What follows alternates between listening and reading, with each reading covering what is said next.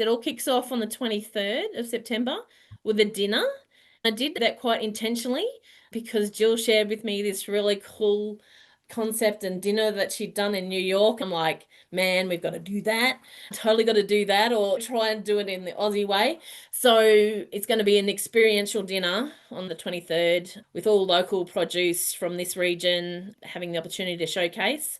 Due to that work that Jill's been doing in terms of flavor, Paddock to Flavor is the actual name of the event.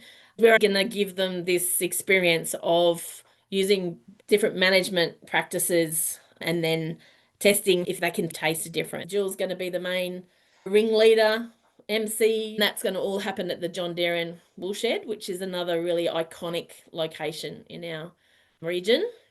Excited for the dinner.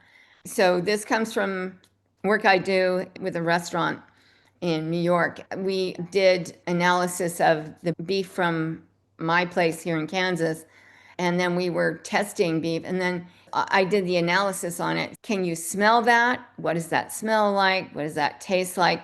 And then we have access to an app that people are going to be able to download and actually do a proper beef tasting.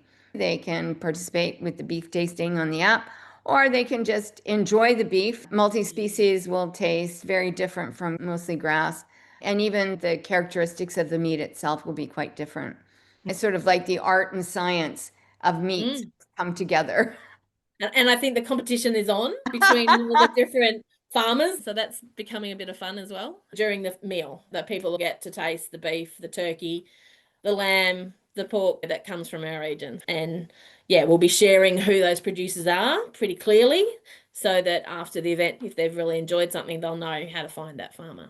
Great. Very much about giving profile to farmers and connection to the Mhm. consumer. I think it's really important to highlight and talk about all the great things that farmers do that a lot of consumers know nothing about. We hear a lot of doomsday things all the time, like how terrible farmers are and they don't do anything for the environment.